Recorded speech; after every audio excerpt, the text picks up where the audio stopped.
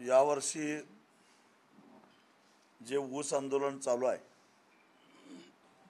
त्यामध्ये प्रामुख्याने मागच्या वर्षी तुटलेल्या ऊसाला 400 रुपये आणि यावर्षी तुटणाऱ्या ऊसाला 3500 रुपये ही मागणी घेऊन हे आंदोलन चालू आहे। बहुतेक सगळे साखर कारखाने बंद चालू अवस्थेमध्ये आहेत। माझ्याकडे उपलब्ध माहितीनुसार 18 तारखेअखेर म्हणजे साखर कारखानदारांचा दावा आहे की 1 नोव्हेंबरपासून सीझन सुरू झाला, पण 18 नोव्हेंबर अखेर केवळ जिल्ह्यामध्ये 94,000 टन एवढाच ऊसाचं गाळप झालेलं आहे आणि एकूणच जिल्ह्याची गाळप क्षमता लक्षात घेता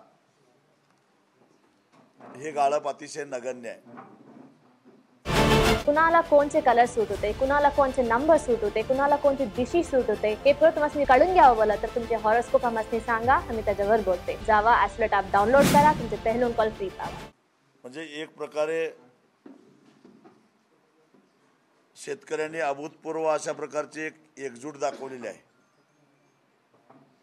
आणि आमचा दर निश्चित झाल्याशिवाय आम्हाला ऊसाची तोडच घ्यायची नाही अशा प्रकारची भूमिका आज शेतकऱ्यांची दिसते। शेतकऱ्यांची ही एकजूट तोडण्यासाठी त्यांच्यावर दबाव तंत्राचा वापर करण्याचा प्रयत्न झाला, दडपशाहीचा वापर झाला, पोलिसांचा वापर केला गेला, परंतु त्यालाही शेतकऱ्यांनी काही दाद दिलेली नाही आहे। जिल्ह्यातल्या सगळ्याच साखर कारखानदारांनी एकजूट करून काही झालं तरी या आंदोलनाला दाद द्यायचं नाही आणि हे आंदोलन मोडून काढायचं ठरवलेलं आहे। 1-2 कारखाने आमच्याबरोबर बोलत होते, अगदी काल रात्रीपर्यंत बोलत होते, पण त्यांनाही गप्प बसवलं गेलं आणि जो काही निर्णय घ्यायचा तो सगळ्यांनी घ्यायचा आणि जी तथाकथित समिती जिल्हाधिकाऱ्यांच्या अध्यक्षतेखाली नेमलेली होती त्या समितीनं घाई गडबडीमध्ये काल रात्री अहवाल दिला आणि त्याची प्रेस नोटही आज सगळीकडे फिरते, पण त्याच्यावर कुणाची सहीच नाही आणि असं भासवलं जातंय की या समितीनं कारखाने काहीच देऊ शकत नाहीत असा अहवाल पालकमंत्री हसन मुश्रीफ यांच्याकडे दिलेला आहे असं मला जिल्हाधिकाऱ्यांनी सांगितलं। म्हणजे ही समिती होती का बनाव होता हा प्रश्न आता विचारायची वेळ आलेली आहे। काल आम्हाला अचानक बोलावलं गेलं, पहाटे 2 वाजता कारखान्याने दिलेली माहिती आम्हाला दिली आणि सायंकाळी 5 वाजता त्याच्यावर तुमचं म्हणणं द्या असं सांगितलं। तरी घाई गडबडीमध्ये जी काय माहिती होती त्याच्यावरून काल सायंकाळी आम्ही जिल्हाधिकाऱ्यांना माहिती उपलब्ध करून दिली, परंतु त्या बैठकीला उपस्थित असणारे जिल्ह्यातले सर्वच कारखान्यांचे कार्यकारी संचालक, ऑडिटर, लेखापरीक्षक, प्रादेशिक साखर सहसंचालक आणि जिल्हाधिकारी स्वतः हे जणू काही एखादा निर्णय घेऊन आल्यासारखंच बोलत होते आणि हे सगळे RSFच्या फॉर्म्युल्यावर ठाम होते। वास्तविक पाहता RSFचा फॉर्म्युल्याप्रमाणे माहिती 2 नोव्हेंबरच्या बैठकीतच सगळ्या कारखान्यांनी सादर केलेली होती। मग जिल्हाधिकाऱ्यांनी नवीन काय शोध लावला आणि त्यासाठी एवढा वेळ कशासाठी घेतला? मग मध्ये पालकमंत्र्यांची बैठक कशासाठी झाली? का पालकमंत्र्यांची बैठक म्हणजे एक फार्स होता हे आता आम्हाला सांगावं आणि मग RSFच्या सूत्रानुसारच जर पैसे मागायचे असते तर आम्ही साखर आयुक्तांकडे गेलो असतो, आम्हाला कायदा कळतो, ऊस दर नियंत्रण समितीच्या अध्यक्षाकडे गेलो असतो, आम्ही जिल्हाधिकाऱ्याकडे किंवा पालकमंत्र्याकडे यायचं कारणच काय? खरं तर जिल्ह्यामध्ये जी काय अस्वस्थता निर्माण झालेली आहे, जो काही एक प्रकारचा पेचप्रसंग निर्माण झालेला आहे त्याच्यावर तोडगा काढण्यासाठी म्हणून पालकमंत्र्यांनी बैठक बोलवली आणि त्या बैठकीमध्ये आम्ही सातत्याने दावा काय केला की साखर कारखान्यांनी 31 मार्च अखेरचा जो हिशेब आमच्यासमोर ठेवलेला आहे त्याच्यामध्ये जे साखरेचं मूल्यांकन दाखवलेलं आहे त्या मूल्यांकनापेक्षा जास्त किमतीमध्ये साखर विकलेली आहे. आणि ही साखर ही प्रामुख्यानं गेल्या वर्षी ज्या शेतकऱ्यांनी ऊस पुरवला त्या शेतकऱ्याच्या ऊसापासून तयार झालेली आहे. थोडी नव्हे, 70% साखर, म्हणजे केवळ 30% साखर विकलेली होती 31 मार्च अखेर.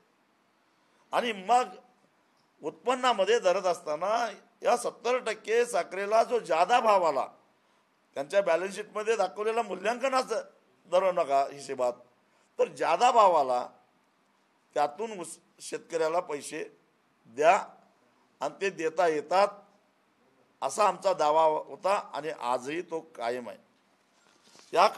या निमित्तानं या सगळ्यांची लबाडी आमच्या लक्षात आली. 31 मार्चचा बॅलन्स शीट पूर्ण करत असताना माझी जी माहिती आहे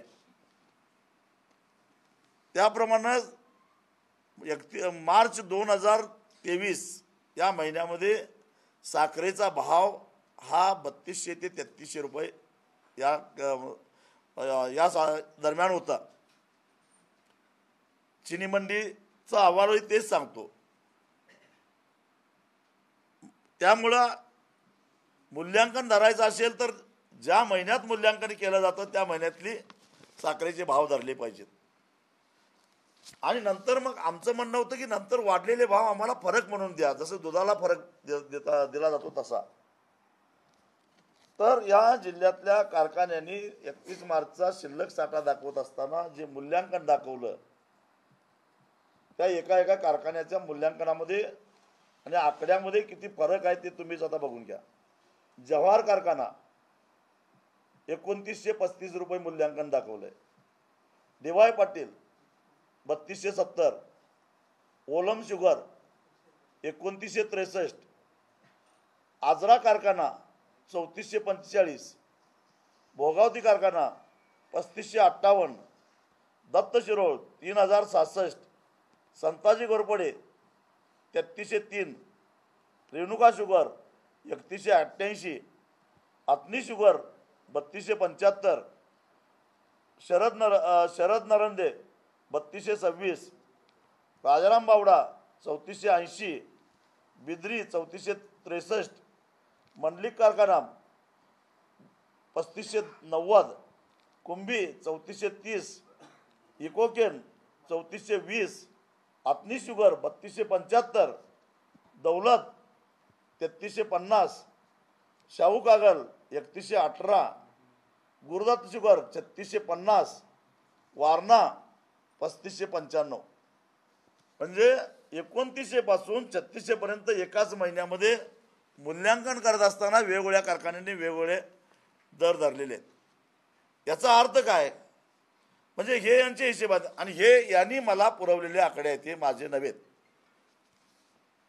या समितीसाठी म्हणून जी माहिती दिलेली होती त्यांच्या सहीचे हे सगळे पत्र मला मिळालेले आहेत. आणि त्यामुळं अशा प्रकारे या कारखान्यांच्या साखर विक्रीच्या किंवा मूल्यांकनामध्ये किती मोठा गोंधळ आहे हे एका उदाहरणावरून दिसून येतं.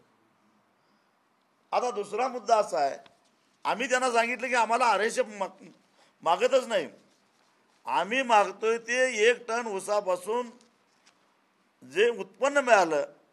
कारण जिल्ह्यातले बहुतेक सगळे कारखाने हे सहकारी आहेत आणि सहकारी कारखाना हा ना नफा ना तोटा या तत्वावर चालतो. मग प्रक्रिया खर्च आम्ही त्यांना मागितला, खर्चाच्या बाजूला आम्ही धरलं प्रक्रियेसाठी किती खर्च आला, मग आम्ही धरलं तोडणी वाहतूक आणि मग दिलं शेतकऱ्याला दिलेले पैसे, याची बेरीज मारली. दुसऱ्या बाजूला त्यांनी जी आम्हाला माहिती दिली होती त्यातून त्यांनी साखरेच्या विक्रीतून किती पैसे कमावले, मोलॅसिस, प्रेसमड आणि शेविंग बघास यातून किती कमावले याची माहिती घेतली. खरं तर आजही आमचं म्हणणं आहे की आम्हाला विजेच्या उत्पन्नातला हिस्सा पाहिजे, पण ते दाखवत असताना आम्हाला शेविंग बगॅसचीच किंमत धरतात आणि त्यातून उत्पन्न दाखवतात. आजही आम्ही म्हणतो की इथेनॉलचे पैसे आम्हाला मिळाले पाहिजेत, पण ते आम्हाला देतात मोलॅसिसचे. त्यांनी जर का साखरेचं उत्पादन कमी करून बी हेवीचं उत्पादन घेतलं आणि त्यातून इथेनॉल तयार केलं तर ते बी हेवी मोलॅसिसची किंमत दाखवतात, पण आम्हाला ते इथेनॉलचे पैसे द्यायला तयार नाहीत. त्यांनी सिरपपासून इथेनॉल तयार केलं तर जेवढी टक्के रिकव्हरी सिरपसाठी वापरली त्याचे पैसे देतात, पण इथेनॉलचे पैसे द्यायला तयार नाहीत. तरीसुद्धा त्यांनी जी काय माहिती आम्हाला दिली त्यावरनं एका बाजूला त्यांनीच दिलेल्या माहितीवरनं त्यांचा खर्च धरला, दुसऱ्या बाजूला त्यांनीच दिलेल्या माहितीवरून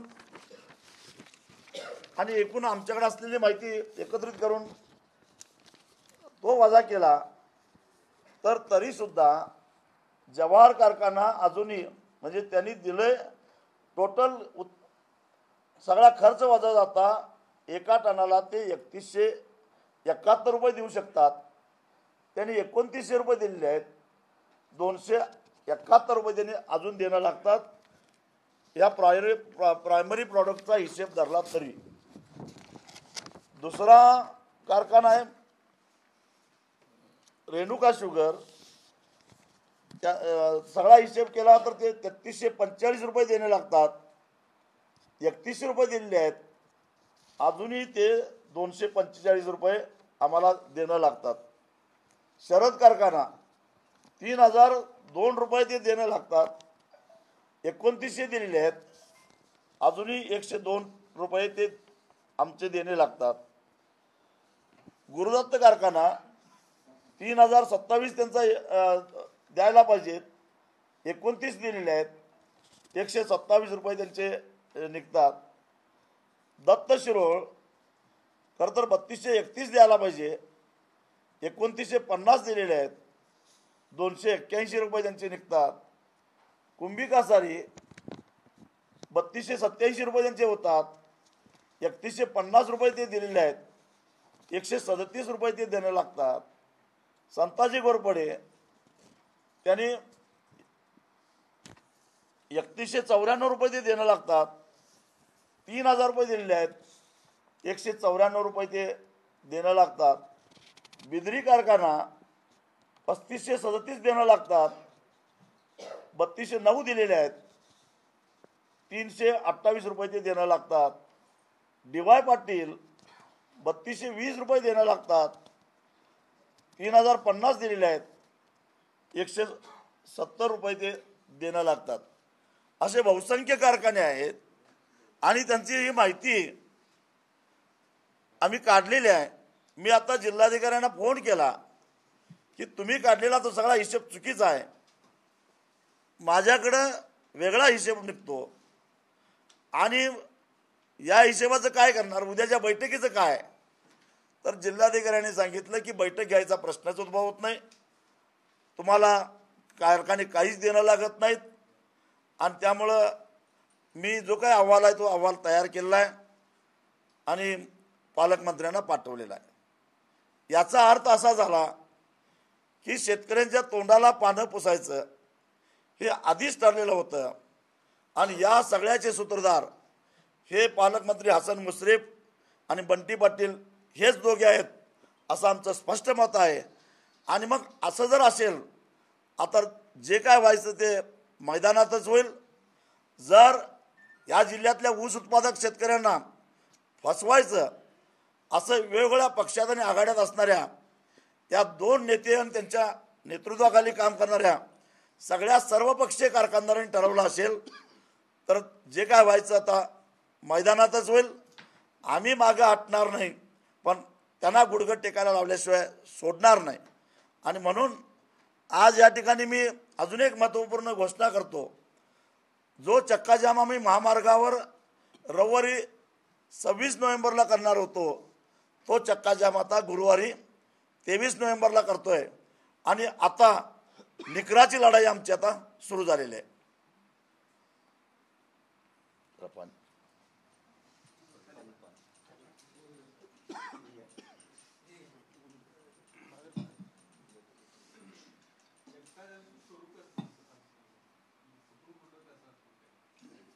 नाही, आता आम्ही राष्ट्रीय महामार्गावरच जाऊन बसणार आहोत सगळे आणि शिरोली पुलावर बसणार आम्ही.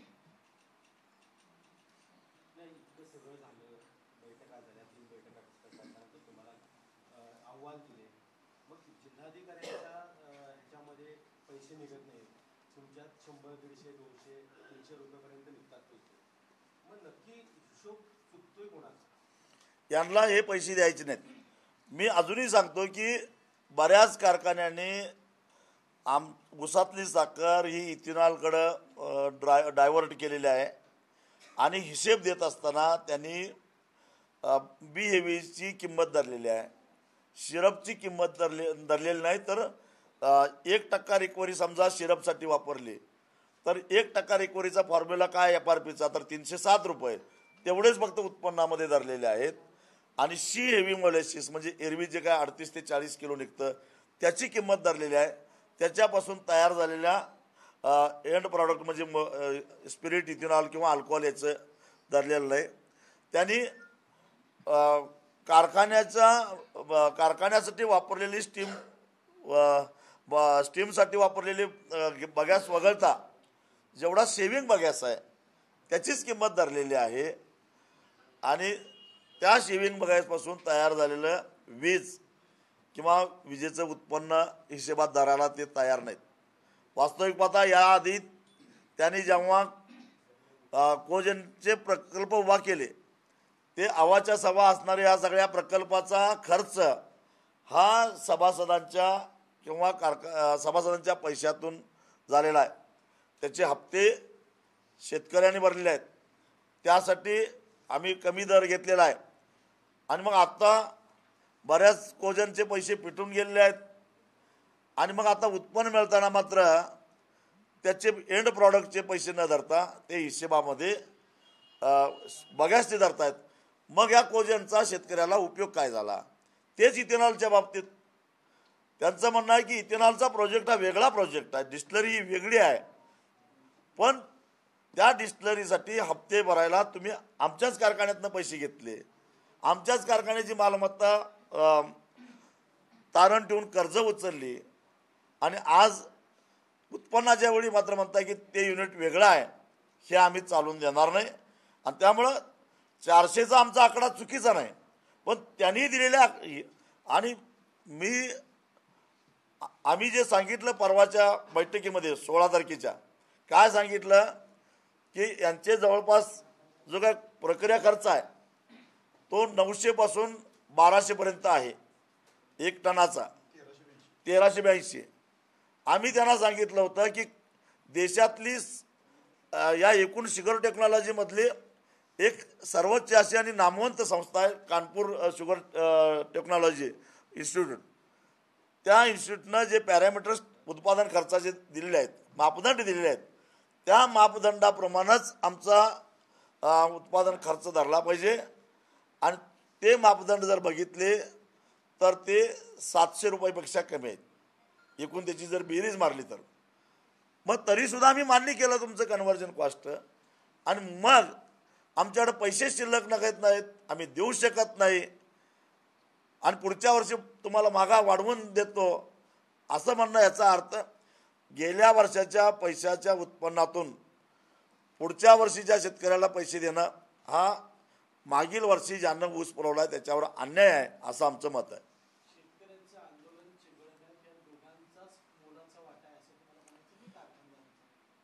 हे सगळे कारखानदार या दोघांच्या नेतृत्वाखाली एकवटलेले आहेत. काल रात्री एक कारखानदार आमच्याबरोबर कोंडी फोडायला तयार होता. रात्री 10:30 पर्यंत बोलणी चालू होती, परंतु रात्री 10:30 वाजता अचानक फोन गेला आणि त्याला थांबवलं गेलं. मी असा आजपर्यंत मी कधी बोललेलो नाही, मी आज जबाबदारीनं बोलतोय. दुसरीकडे तुम्ही साधारणतः कारखानदारांनी देखील ऑफर दिली की जो कोण कारखाना पहिला त्याला एक 2 लाख ते होणारच आहे. अजून 2 दिवस थांबा, होणारच आहे ते. जसे ते आमचा सहनशक्तीचा अंत बघतायत आणि आम्ही त्यांची एकजूट फुटण्याची वाट बघतोय. ते होणारच आहे.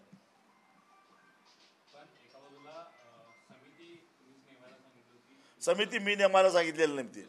उलट आम्ही समितीमध्ये येणार सुद्धा नाही अशी भूमिका घेतली होती, कारण ही समिती काय करणार आहे याचं आम्हाला माहिती होती. परंतु यांची खरी माहिती आम्हाला पाहिजे होती, म्हणून मी समितीसमोर यायला तयार असं दाखवलं. मी समितीमध्ये गेलेलो नाही, फक्त समितीकडून कागदं घेतली आणि त्या कागदाच्या आधारानं पुढची 6 महिने पुरतील एवढं खाद्य मला मिळालेलं आहे.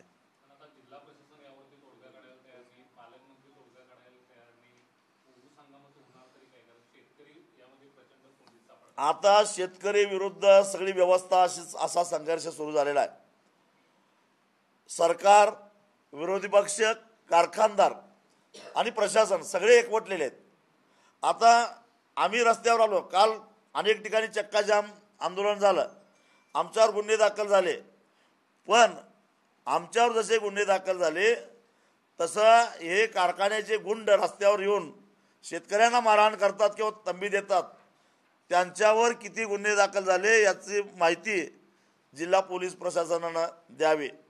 नेमावर बोट ठेवून रस्त्यावरचा पोलीस इन्स्पेक्टर जेव्हा आम्हाला सांगतो की रस्त्यावरून जाणारं वाहन तुम्हाला अडवता येणार नाही, मग एरवी रस्त्यावरून एखादा शेतकरी मोटरसायकलनं शेताकडे जर चालला तर यांचा कॉन्स्टेबल त्याला हात करून थांबवतो आणि त्याच्याकडून चिरीमिरी मागतो. तुझं नंबर प्लेट बरोबर आहे का, तुझ्याकडे लायसन आहे का, तुझ्याकडे धोरणाचं सर्टिफिकेट आहे का, इंडिकेटर आहे का, हेडलाईट आहे का, हे विचारतो.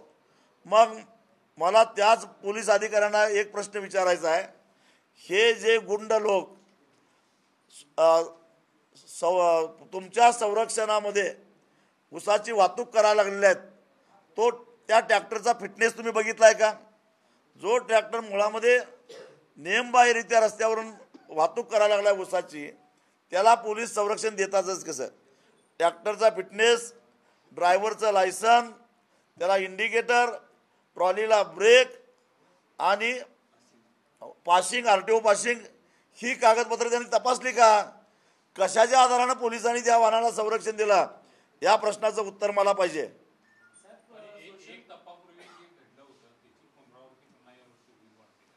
आणि मग एक तपाप नंतर पूर्वी जे घडलं होतं आणि त्याच्यानंतर जे घडलं तेच आत्ताही घडणार आहे, हे तुम्हाला मी सांगतो. नक्की आम्ही मागे हटणार नाही. आता शीर तुटो अथवा पारंबे, पण मागे हटणार नाही. सोशल मीडियावर एक डॉक्युमेंटरी फिरते, एका शेतकऱ्यावर मारहाण झाली, अन्याय झाला आणि सांगली जिल्ह्यातल्या एक शेतकऱ्याचे कैवारी त्यांची भेट घेतात. तर एकूण काय नेमकं गेल्या अनेक दिवसापासून अनेक असे शेतकऱ्यांचे कैवारी अचानक तयार व्हायला लागलेले आहेत. जिल्हा पालकमंत्र्यांच्या बैठकीमध्ये 1-2 कैवारी आले होते, तुम्ही बघितलं असाल की आम्हाला 3,000 रुपये परवडते म्हणणारे. तसं एका पाठोपाठ एक असे कैवारी येतच जाणार, कारण ज्यांनी आमचे पैसे बुडवलेत त्यांना पैसा फेकायला भरपूर पैसा आहे. आमच्याकडे असते तर आम्ही असे काही कैवारी विकत घेतले असते, पण आम्ही काय आणू शकत नाही. तसं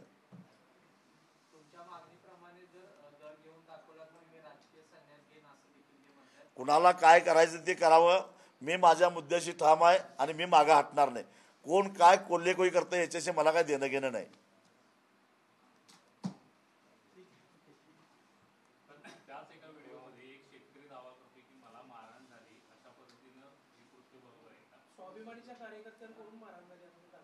स्वाभिमानीच्या कार्यकर्त्यांनी कुणालाही मारहाण केलेलं नाही. ती जी घटना घडली त्या ठिकाणी कारखान्याचेही बरेचसे गुंड होते, बाउन्सर होते. आणि हे बाउन्सर काय लायकीचे असतात तुम्हाला माहिती आहे. कुणाला मारतोय आणि कुणाच्या बाजूने लढतो हेही त्यांना कळत नाही, कारण ते भाड्यानंच आणलेले असतात.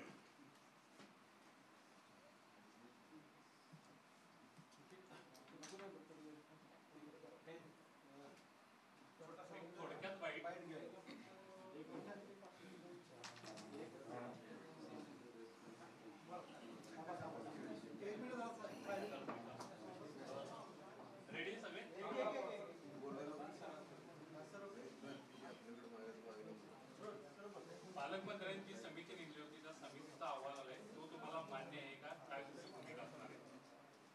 पालकमंत्र्यांनी प्रशासनावर दबाव आणून जिल्हाधिकारी असोत किंवा आणखीन काही प्रशासकीय अधिकारी असोत यांच्याकडून त्यांना पाहिजे तसा अहवाल घेतलेला आहे, तो आम्हाला मान्य नाही आणि हे असं होणार या आधीच आम्हाला माहिती होतं, म्हणून त्या समितीमध्ये जायला आम्ही नकार दिलेला होता। पण समितीसमोर चर्चेला आम्ही गेलेलो होतो, त्यावेळी आम्हाला काही माहिती त्यांनी उपलब्ध करून दिली आणि त्या माहितीच्या आधारानं आम्ही जो हिशेब केला आहे त्यानुसार प्रत्येक कारखाना काही ना काही शेतकऱ्यांना देणं लागतो। हे आकडे त्यांनीच पुरवलेल्या आकड्यावरून आकडेमोड करून आम्ही सांगितलं आहे। मी आत्ता जिल्हाधिकाऱ्यांना म्हटलं की माझी आकडेवारी तर वेगळी सांगते, तर ते म्हणतात पुन्हा माझ्याकडे या, ते घेऊन मी तपासून बघतो। मग मी म्हटलं अहवाल तर तुम्ही दिलेला आहे, आता तपासून का उपयोग नाही, माहितीसाठी तपासून घेतो असं म्हणतात। म्हणजे अहवाल देणं हा एक सरळ फार्स होता। जिल्हाधिकारी हे पालकमंत्र्याच्या ताटाखालचं मांजर झालेलं आहे, त्यामुळे या समितीवर आमचा अजिबात विश्वास नाही आणि आम्हाला तो मान्य नाही।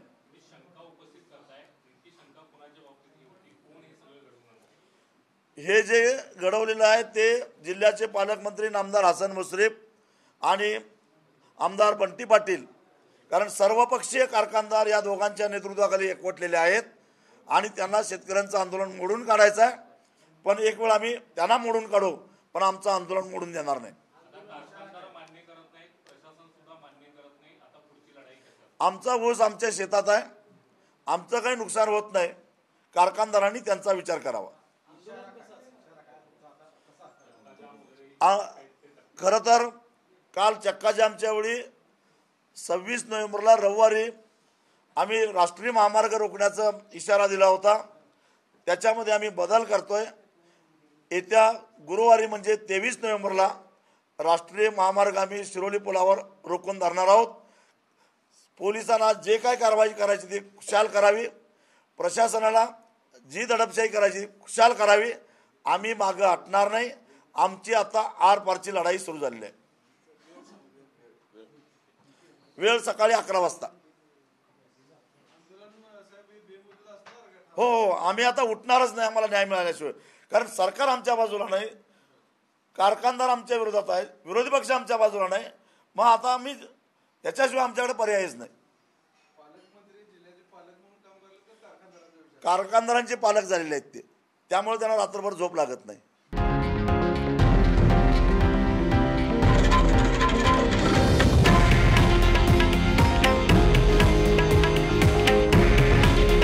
हे आहे देशातील नंबर 1 न्यूज नेटवर्क आणि आपण पाहत आहात TV9 मराठी।